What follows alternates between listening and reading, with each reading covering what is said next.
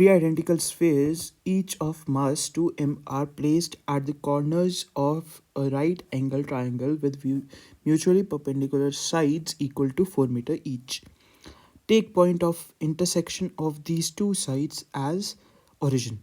The magnitude of position vector of center of mass of the system is where x is. ठीक है, तो जो question में दे रखा है वो लिख लेते हैं. क्या है? थ्री आइडेंटिकल स्फेयर्स जिनका मासेस 2m है ना.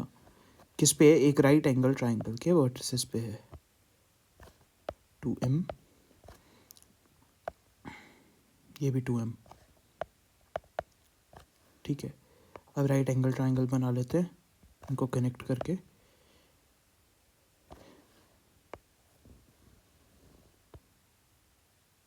ठीक है, ये 4 मीटर है, ये भी 4 मीटर है, एंड ये 4 मीटर साइड्स की जो इंटरसेक्शन है वो है ओरिजिन.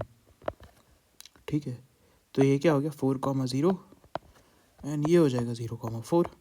ठीक है, क्योंकि इसको y एक्सिस मान लो और इसको x एक्सिस मान लो.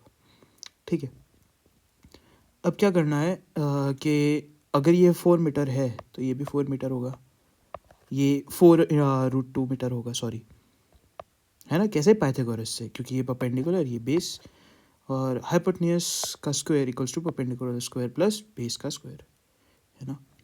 तो ये हो जाएगा अपना 4√2. तो हमें क्या निकालना है? इसके सेंटर ऑफ मास का पोजीशन वेक्टर. तो इसका सेंटर ऑफ मास कहीं यहाँ कहीं मान लेते हैं.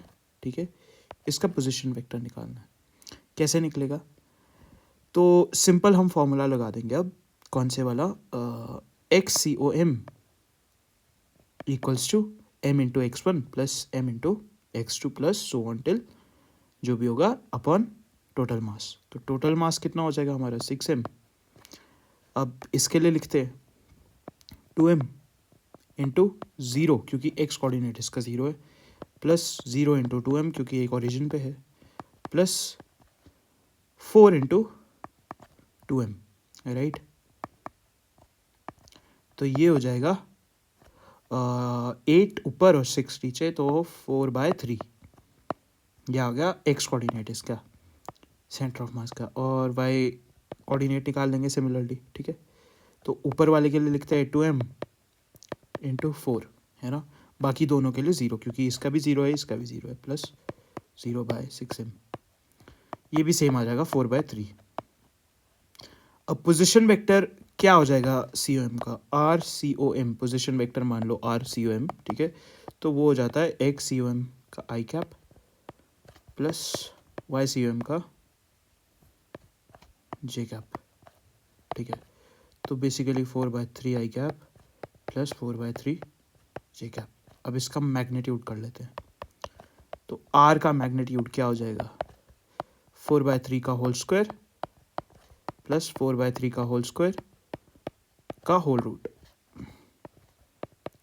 ये हो जाएगा 4/3 बाहर इंटू √2. ठीक है, ये हमारा मैग्नीट्यूड निकल गया. और हमें क्या बताना है? 4√2/x, x की वैल्यू बतानी है. तो 4√2/x, x यहाँ पर आ जाएगा 3, x इक्वल्स टू 3 हमारा आंसर आ जाएगा. तो x इक्वल्स टू 3 हमारा आंसर है. तो value of x is 3. Simple.